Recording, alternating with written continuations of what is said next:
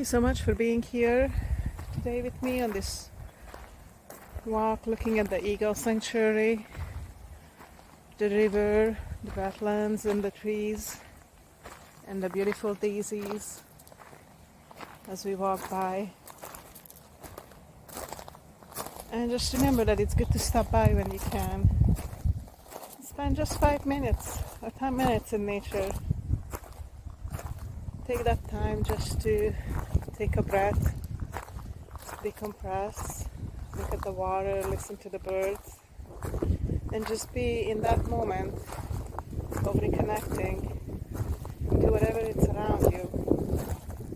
Feel the wind on your skin, feel the sun, the beautiful energy, and just be with not worrying about the past or the future. Just be one with nature.